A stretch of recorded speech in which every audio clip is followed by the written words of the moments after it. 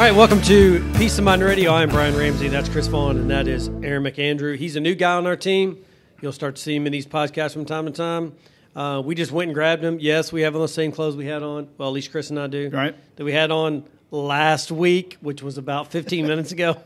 So we went down the hall and grabbed Aaron. So, Aaron, thanks for joining, buddy. No problem. Thanks for having me. Yeah. And this is not Aaron's debut on our podcast because he did the burgers and bourbon. Yeah. But never mind the resting face he had. Right. He's got a chance for redemption this time. Yeah. He was but he had just made a transfer over, so he was a little stressed, right? Yeah, we'll a little bit. Stressed, yeah. So we're gonna have him. We'll talk about our more of our podcast coming up a little bit later. Now, this is a continuation of our conversation from last week, where we're really talking about, just what we have a tendency to see as clients that, or investors for that matter, when times get rough, the market gets sideways. We're in the middle of or hopefully in the back end of a pandemic. They have a tendency to just kind of hunker down. It's like, I can't do anything. I'm frozen. I don't want to do anything. Wait. I'm just going to wait till it's over, and then I'll make some moves. So what we thought we'd do is do a series around things that you should be doing or could be doing now to take advantage of when things get better. And things are getting better. Let's be honest. Sure It's the end of March 2020. Things are getting a lot better. But it's not 2020. Sorry, 2021.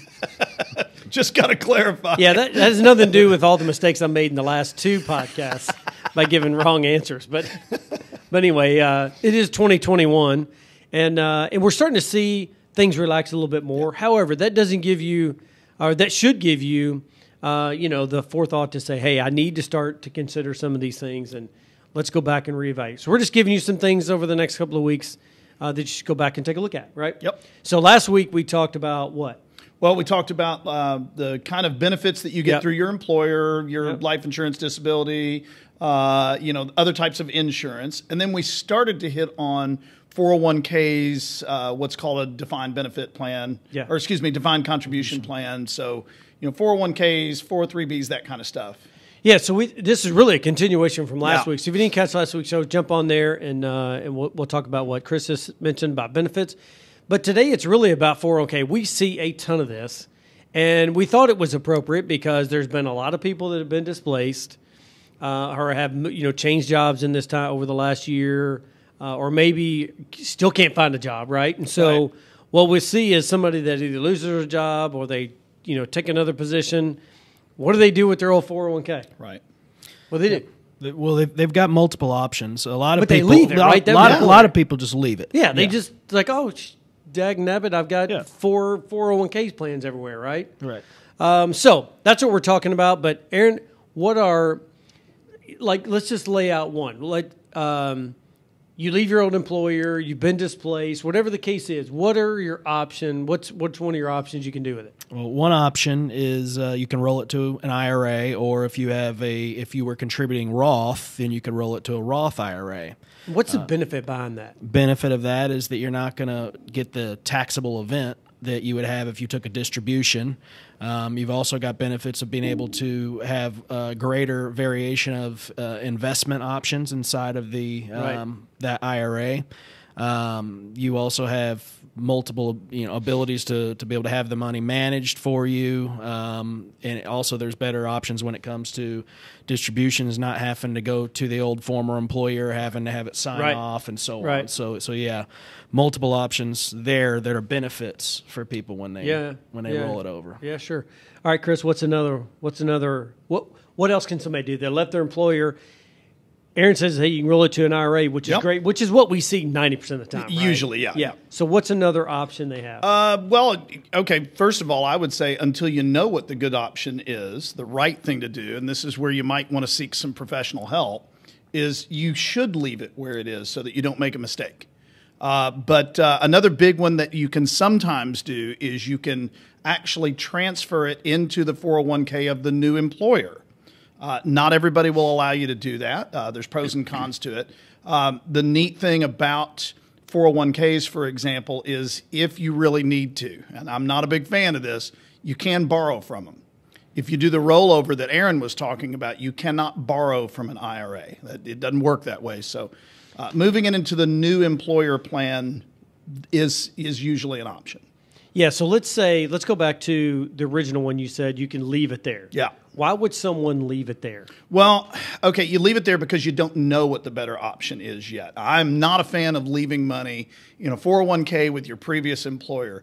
I've had several different clients where I've tried to track down where that money is now, and we never could find it because the previous employer will end up switching over to a new 401k provider, and it has to change over to the new company. And then they get bought out by a new company, and the new company wants to switch over to their provider. So you switch around through multiple custodians, and you end up losing the money.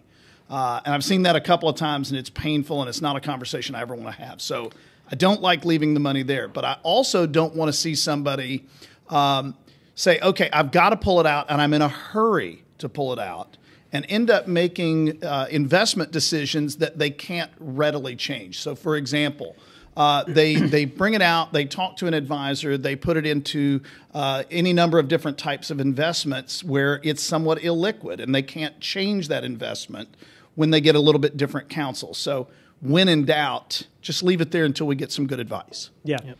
So the other option would be, go ahead. One more thing I would say, every now and then it makes sense to leave it there, especially if somebody's maybe retiring early, or if they even got laid off, if they're the calendar year they turn 55 in, or if they're older than 55, if they leave it at that employer that they left, either they retired or got laid off from that employer, they can, if they're making a withdrawal from there, oftentimes they can withdraw and avoid the 59.5 IRS penalty on Right. that. I completely forgot about that, but you're right. If you roll your money over into an IRA and you're not yet 59.5, you can't take it out without penalties. Yep. That's not true with 401ks and 403bs and the like. But goes back to your point that before doing anything with it, the best thing to do is to seek professional advice. Yeah, for on sure. that. Yeah, absolutely. Yeah. So the other option that you have, we've covered all of them, right? You can roll it to a new 401k at your new employer. You can leave it in the existing 401k. You can roll it to an IRA. And the other one that is you can have it cashed out. But we would never recommend that. Although I will tell you that we've had a number of clients that maybe have gone somewhere and worked for a very short period of time, and there's just a couple $1,000 in there. Yeah. And they'll be like, hey, I'm just going to, I just asked for the money and I just took it out, paid the tax on it, was done with it. And those are old, obviously when there's smaller amounts, that makes sense. Yeah. I actually had a new client last week. I was sitting there talking to her. Old 401k, $61 in it. Yeah. And that's it's what like, I'm talking about. Just exactly. Small balances. Yeah. It's not even worth rolling it over, just cash it out. So anyway, those are your options, right? So if you're, if you've been displaced or you've changed jobs and you're, did I just have a squeaky voice? You did just went full squeaky voice. It did. I just puberty just hit me all of a sudden. anyway, but the point being, if you've been displaced or anything like that, all we're doing is saying it's probably a pretty good time to kind of evaluate what your options are. Yeah. Right? If you got an old 401k sitting somewhere else, explore your options and determine what you should do with it. And those are really the options that you walk through. All right. So now let's talk about you're at your new employer. All right. We touched base a little bit on this last week, but I want to explore it a little bit more. So now you're a new employer, and you started a new year. What is something that you might look at in your 401k to do differently this year than you did last year?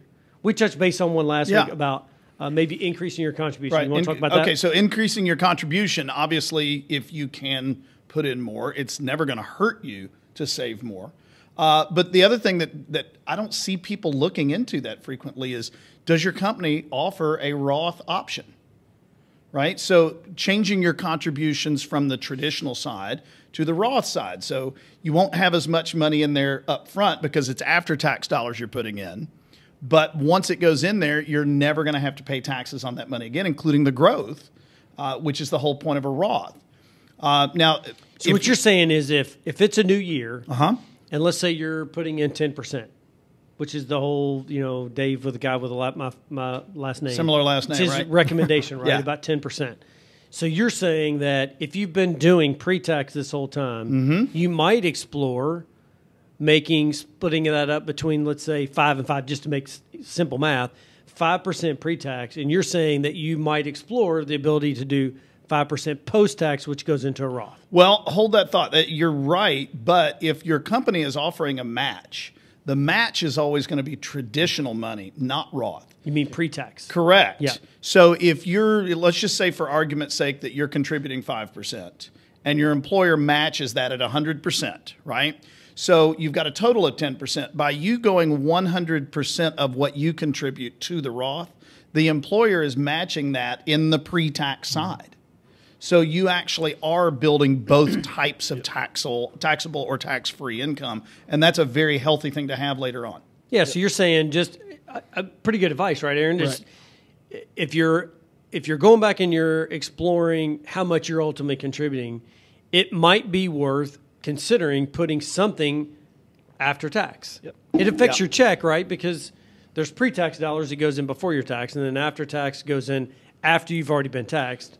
But you're saying, just explore between 0 and 100, right? So 0%, you want to put 100% pre-tax versus put some post-tax. Yep. And I would say, especially if you have several more years left ahead of you to work, just because of that compounding growth potential that you have inside that Roth, because since the Roth grows tax-free and you're able to take tax-free distributions out after you retire, we can't ever predict what the tax brackets are going to look like down the road. But keep in mind something else. If you've got that tax-free money to pull from later on down into your retirement years, that is not reported as income for the purpose of calculating how much of your Social Security is taxable and what capital gains tax rate you pay on those types of investments. So it just opens the door to so many other options down the road if you take just a little bit of tax pain right now.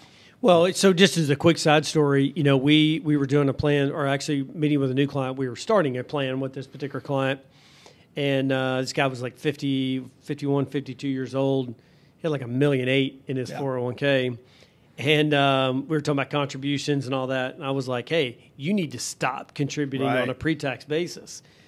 He was kind of questioning about that, and so what he will find out is that he's going to have this gigantic tax situation. Tax bomb. That's going to hit him at about 72, if that still is the age by the time he gets there. Who knows what the age will be. But whenever he gets to the point to where he's going to be forced to take out, it's going to be a massive number. So I said the best thing you can do now, there's strategies you can put in place when you turn 60, beyond 59 and a half, right, to try to minimize that.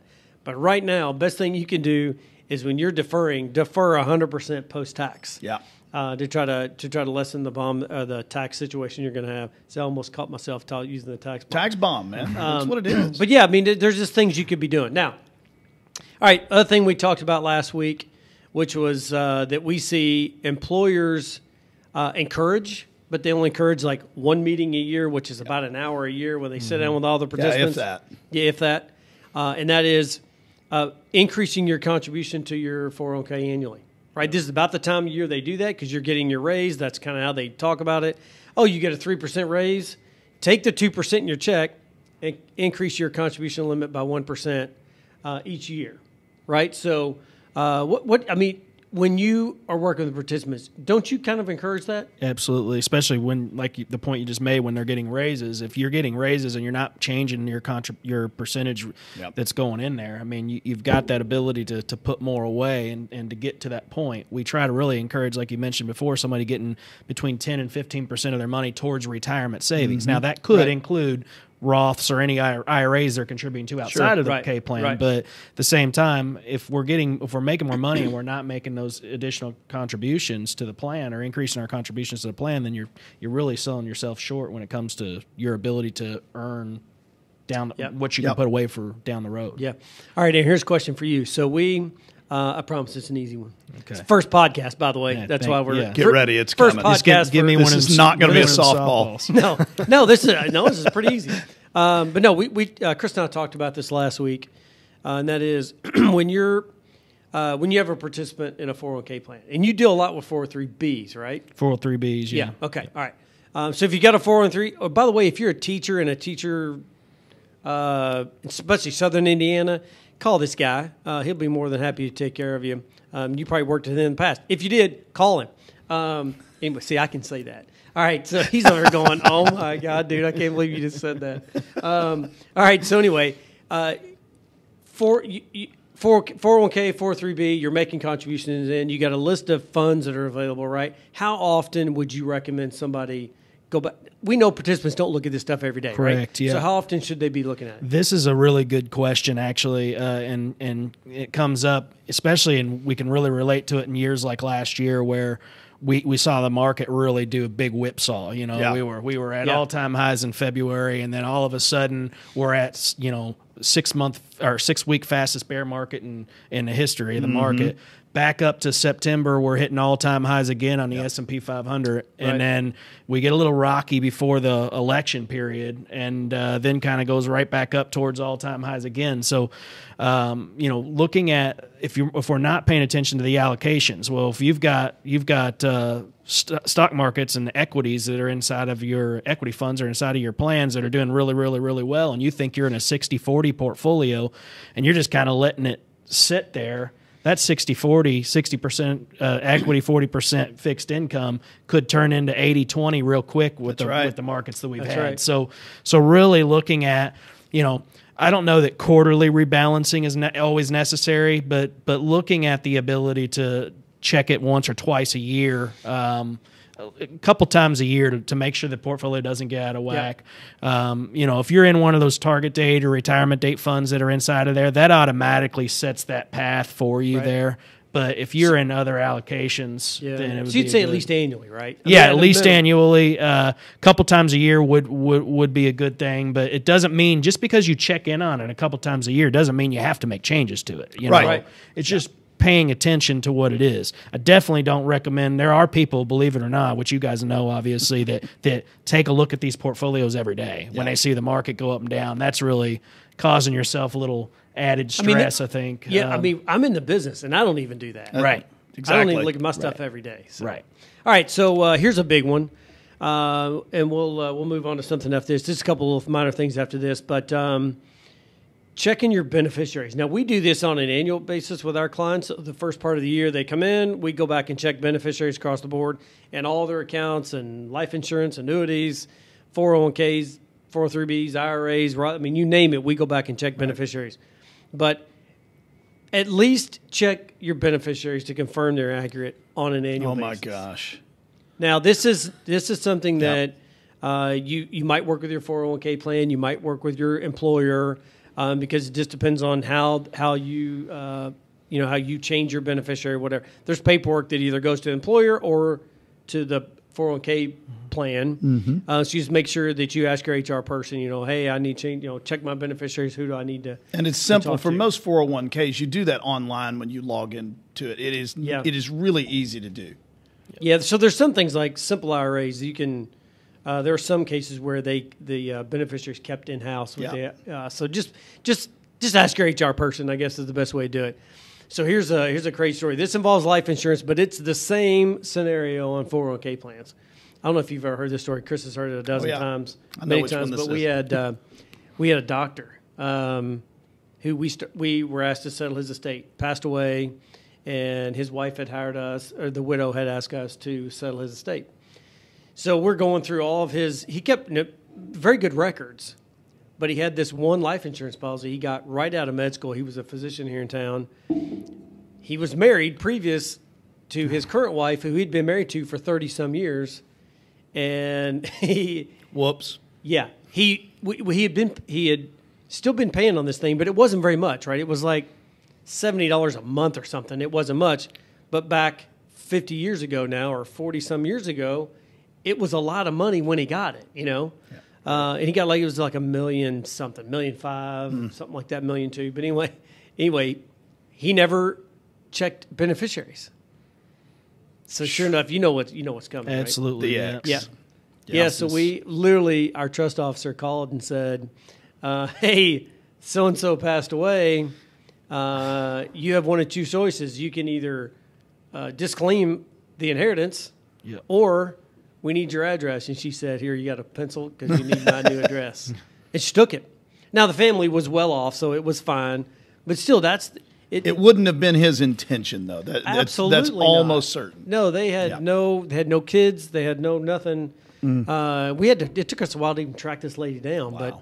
But anyway, that's just to say that a lot of people think that their will pass those, or even a trust would bypass or pass those assets along. Not and with that's not the case. beneficiaries. It's all beneficiaries. That's right. So just make sure that you Beneficiaries review those. trump all of those estate documents. Yeah. You've got to make sure they're And it's right. really for also sure. just to give the people, your heirs, the people you're leaving behind, peace of mind. They don't want to be battling this out with Right. who Exactly. gets what. So Exactly. Yeah. All right. So a couple other things that we'll just mention that you can do with a 401k, especially if you've separated service, or even if you're still with someone, your existing employer, but you just want to evaluate what your options are. You're still contributing to it.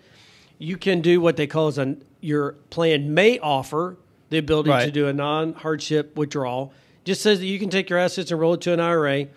Reasons why you do that, Aaron went through them earlier. If you want to know more about that, call Aaron, call Chris, call me. We'll be able to walk you through it. No big deal.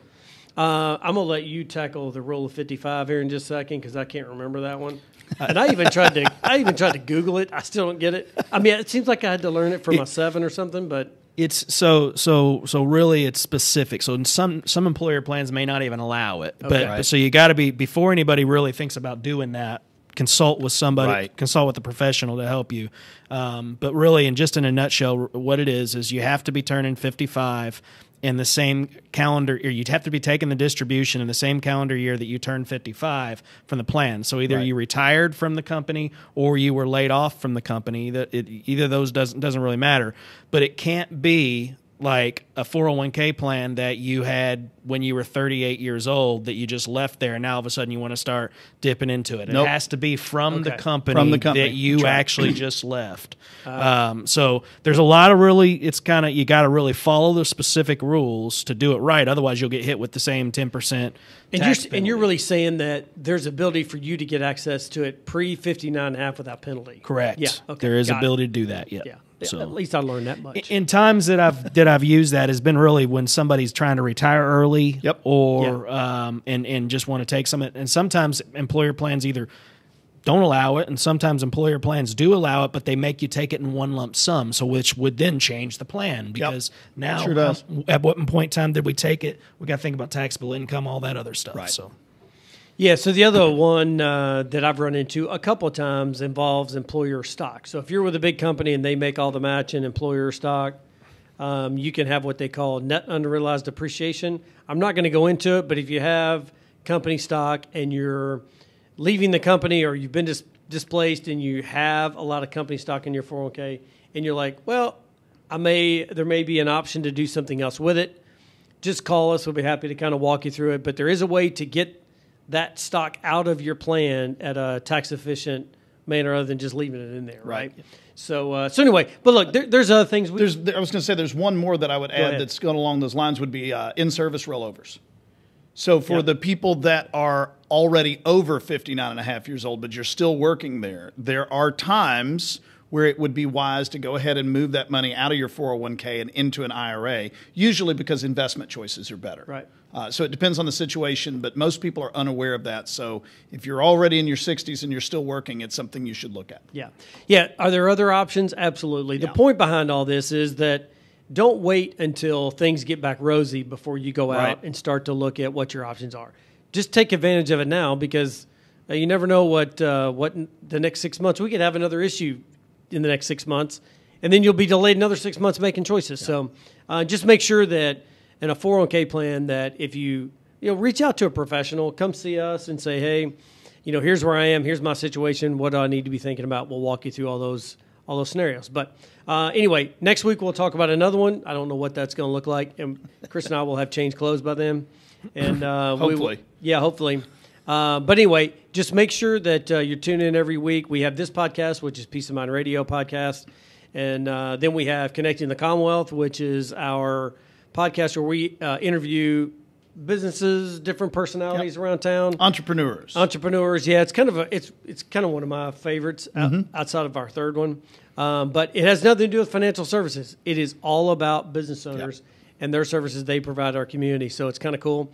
And then our third one, which is my favorite now. Oh, yeah. Is burgers and bourbon. I got it right. You said it right the first I got time. it right I'm the impressed. first time. That's a first. He bet that I wouldn't get it right, which I don't, but I was concentrating on it. But anyway, it's cool. We just review burgers from local establishments, and then also we taste a little bourbon and kind of give you our opinion. So very cool podcast. So make sure you tune in. And anything else on your all's end that you want to add? No, I think that covers it. Yeah. All right. Well, listen. Make sure that when you're listening, that you select subscribe. You'll make sure that you get all of our podcasts. And by the way, you'll need to do that to each one of our podcasts because they're all three different. So, Right. But anyway, other than that, just rate us, review us. Make sure you leave feedback if you want us to cover a particular topic. Let us know. We're happy to talk about it. Other than that, we'll see you guys next week. Let's give them a phone number and yeah. email in case they're listening and not watching. Yeah, sorry, I don't ever do that. Go ahead. All right, so email address is info@fwppartners.com. Website is fwppartners.com. And if you want to reach out to us by phone, 502-200-5210. Have a good week, everybody. Thanks. The information given herein is taken from sources at IFP Advisors, LLC, doing business as Independent Financial Partners, IFP, IFP Securities, doing business as IFP, and its advisors believed to be reliable, but it is not guaranteed by us as to accuracy or completeness. This is for informational purposes only, and in no event should be construed as an offer to sell or solicitation of an offer to buy any securities or products. Please consult your tax and/or legal advisor before implementing any tax and/or legal related strategies mentioned in this publication, as IFP does not provide tax and/or legal advice. Opinions expressed are subject to change without notice and do not take into account the particular investment objectives, financial situation, or needs of individual investors. This report may not be reproduced, distributed, or published by any person for any purpose without IFP's express prior written consent.